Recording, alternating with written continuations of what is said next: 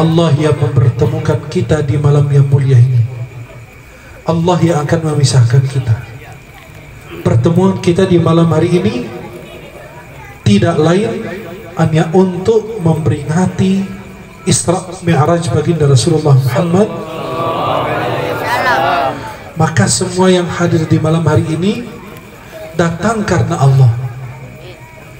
Juga hadir di sini tujuannya Allah. Bergerak di sini yang menggerakkannya Allah. Anda tidak bergerak sendiri, melainkan Allah yang menggerakkan kaki kita melangkah menuju ke sini. Kalau Allah yang menggerakkan kaki seorang hamba ke tempat yang baik, berarti Allah masih mencintai hamba tersebut. Betapa indahnya kalau Allah memanggil para penghuni langit, cintailah fulan. Wahai Jibril, cintai fulan. Dan Jibril mencintainya. Kemudian Jibril memanggil para penghuni langit, cintailah fulan karena Allah mencintainya. Betapa mulia kalau kita di malam hari ini kita duduk di majelis ilmu. Yang lain lagi jalan-jalan, yang lain lagi nikmatin hidup, yang lain lagi melakukan maksiat. Kita ini digerakkan, dipindahkan dari tempat ke tempat yang lebih bagus. Adalah hadir peringatan Maulid Isra Mi'raj Nabi, berjumpa dengan para penghuni surganya Allah, hadir bertemu dengan para penghuni surganya Allah. Saya lihat tadi pas naik di panggung, wajah-wajah kalian semua bercahaya. Pas saya duduk ternyata cahaya lampu terlalu terang.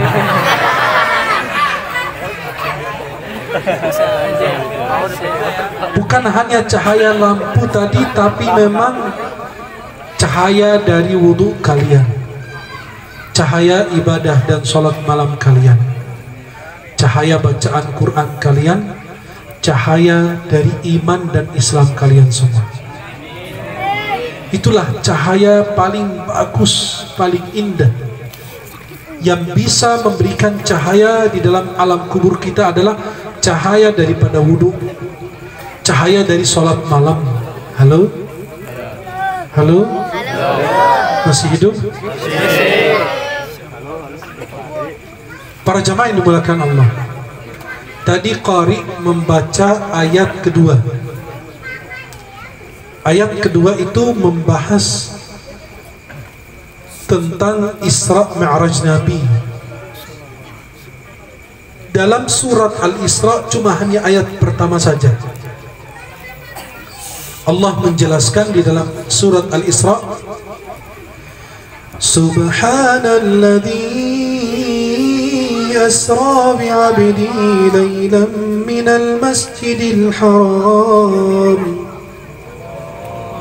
أسرى بعبده ليلا من المسجد الحرام إلى المسجد الأقصى من المسجد الحرام إلى المسجد الأقصى الذي باركنا حوله لنريه من آياتنا إنه هو السميع البصير. Allah mulai dengan kalimat Subhana, Maha suci Allah, Maha sempurnanya Allah, Maha mulianya Allah, yang tidak ada satupun susah dan berat bagi Allah. Allah memperjalankan, maka Allah katakan Subhanalladzi asra, Allah yang telah memperjalankan. Bukan Sarah Nabi jalan sendiri, Allah memperjalankan Nabi Muhammad. Bukan Nabi jalan sendiri. Kalau Nabi jalan sendiri belum tentu masuk akal karena beliau tetap manusia, walaupun manusia paling mulia. Tapi Allah katakan Asra, Allah yang memperjalankan Nabi Muhammad bi'abdihi, dengan hambanya. Nabi dalam posisi tinggi tapi disebut hamba. Betapa antum menjadi hambanya Allah, betapa mulianya kita menjadi hamba-Nya Allah, yang patuh kepada Allah, yang selalu sami'na wa ata'na kepada Allah. Apapun yang diperintahkan Allah, kami dengar, kami taat. Bukan kami dengar, kami melawan. Seperti orang-orang kafir, sami'na wa asaina. Kami dengar, kami tidak taat. Asra bi'abdihi laylan, Allah memperjalankan Nabi Muhammad di malam hari. Halo? Kenapa Isra Mi'raj di malam hari bukan di siang hari?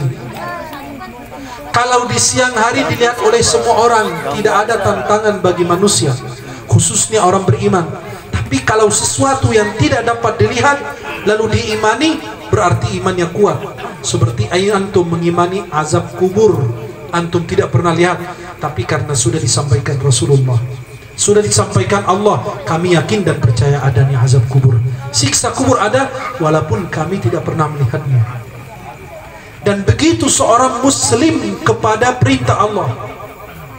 Ada yang bilang, bagaimana orang bisa disiksa di alam kubur, sebelahnya diberi nikmat? Bagaimana yang satu taman surga, yang satu dijadikan lubang dari api neraka jahanam? Coba perhatikan. Pertanyaannya adalah, kita tidur sebelah-sebelahan di kasur yang sama, yang satu tidur lagi jalan-jalan ke luar negeri dalam mimpi, yang satu lagi disiksa, dikejar ular. Betul? Di kasur yang sama, apakah Allah tidak mampu melakukan hal yang sama di alam kubur? Tidak perlu Anda dengar. Maka Nabi mengatakan, kalau manusia mendengarkan azab kubur, mereka tidak bakalan bisa hidup. Kalau makanan dan tanaman-tanaman ini bertasbih kepada Allah, kalau kita dengar tasbihnya, kami nggak bisa hidup. Makanan yang kita makan, kalau kita dengar dia lagi tasbih, bagaimana kita bisa hidup? Antum lewatin kuburan, halo? Masih hidup? Lewatin kuburan, kita beri salam, assalamualaikum ahlal kubur. Kalau mereka jawab, apa yang terjadi? Nggak usah kabur, nggak kabur. Biasa kalau orang kaget, ketakutan, lari di tempat. Dia merasa udah sampai rumah, padahal masih di area kuburan. Karena ketakutan, baru dengar suara aja, maka Allah menutupi suara tersebut sampai binatang-binatang bisa tahu dan dengar siksa kubur. Kalian yang kasihan tidak bisa mendengar. Kenapa? Biar tidak mempersulit hidup kita, biar bisa merasa nyaman. Maka ada nikmat namanya nikmat lupa. Buktinya orang tua kita meninggal, kita nangis sehari dua hari, habis itu lupa. Kita kehilangan benda, kehilangan sesuatu, habis itu sehari dua hari lupa. Kenapa? Itu ada nikmat dari Allah Subhanahu. Maka Allah memperjalankan Nabi di malam hari biar menjadi tantangan untuk orang beriman. Jika Nabi bilang, aku diperjalankan di malam hari dari Masjidil Haram ke Masjidil Aqsa, kemudian ke Sidratul Muntaha di sebagian malam, Allah ingin ngetes keimanan orang-orang beriman. Karena Nabi SAW habis Isra Mi'raj, nanti beliau hijrah 1 tahun atau 1,5 tahun menurut sebagian ulama. Karena Nabi mau hijrah, artinya Nabi mau pindah negara, mau bangun negara yang kokoh dan kuat. Dan tidak bisa orang-orang yang imannya lemah ikut membangun negara. Maka Allah langsung disaring semua. Siapa yang bisa ikut sama Nabi, siapa yang tidak. Maka sahabat-sahabat yang Islam dan imannya masih belum kuat, goyang, mereka langsung murtad pas mendengar, wah bagaimana bisa jalan? Kan Nabi nggak bilang saya jalan sendiri, diperjalankan oleh Allah. Nabi didatangi oleh malaikat Jibril membawa burak. Burak itu kendaraan, dikatakan kendaraan para nabi dan rasul. Nabi Muhammad SAW naik burak.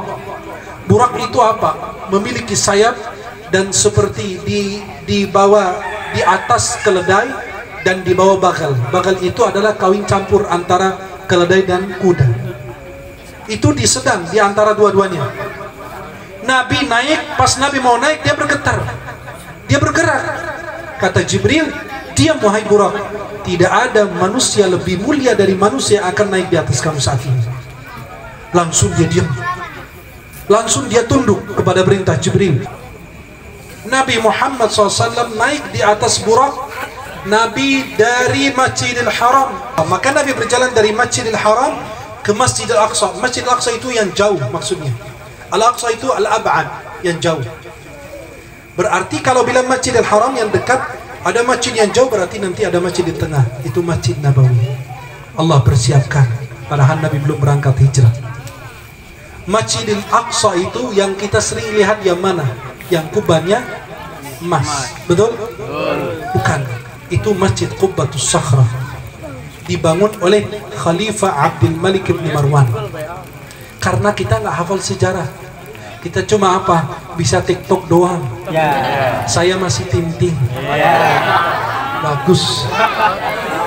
Pas ditanya tentang agama nggak bisa jawab, tapi kalau pas ditanya lagu yang populer apa sekarang, hafal semua. Masya Allah. Ketua panitia masih hidup? Ya. Alhamdulillah. Coba perhatikan, masjid yang kalian lihat itu namanya Masjid Qubbatus Sakhrah, dibangun oleh Khalifah Abdul Malik bin Marwan. Terus bukan yang kubahnya kuning itu, yang berarti yang kubahnya abu-abu, bukan, itu Masjid Al-Qibli, dibangun oleh Khalifah Abdul Malik bin Marwan, dan beliau wafat dan diteruskan oleh anaknya Al-Walid bin Abdul Malik bin Marwan. Berarti dua-dua masjid itu bukan. Terus Masjid Aqsa yang mana? Itu komplek, bos. Itu komplek luasnya 144.000 meter persegi. Dimanapun antum sholat di komplek itu dapat pahala 500. Tapi umat Islam selalu terbayang dengan apa? Masjid Qubbatus Sakhrah itu yang kubahnya emas. Itu kubah emas itu ada di Depok. Hafal. Giliran kubah emas hafal. Giliran yang ada emas aslinya hafal. Hah? Coba kalau disuruh ambil emasnya, hafal tempatnya. Coba para jamaah yang dimuliakan Allah Subhanahu wa taala. Terus yang mana masjidnya? Kan pada saat itu belum ada Masjid Qubbatus Sakhrah karena dibangun pada Khilafah Umayyah belakangan. Tapi Nabi sholat di area situ, dan di situ masih ada tempat yang Nabi SAW sholat, masih ditandai, diketahui. Di sini Nabi SAW mengimami para Nabi dan Rasul dengan sholat. Jumlah para Nabi dan Rasul, jumlah Nabi 124.000 Nabi. Jumlah Rasul 310, ada pendapat 313, ada pendapat 315. Mereka semua menjadi makmum di belakang Rasulullah. Nabi jadi imam. Itu menunjukkan apa? Yang dipersilahkan jadi imam berarti beliau lebih mulia. Maka kita bangga punya Nabi Muhammad. Betul? Rasulullah SAW dari Masjidil Aqsa langsung ke Sidratul Muntaha. Beliau bertemu dengan beberapa Nabi dari langit 1 sampai 7. Di langit pertama beliau jumpa dengan Nabi Adam. Langit kedua jumpa dengan Nabi Isa dan Nabi Yahya. Langit ketiga jumpa dengan Nabi Yusuf alaihissalam. Langit keempat bertemu dengan Nabi Idris alaihissalam. Langit kelima bertemu dengan Nabi Harun alaihissalam. Langit keenam bertemu dengan Nabi Musa alaihissalam. Langit ketujuh bertemu dengan Nabi Ibrahim alaihissalam.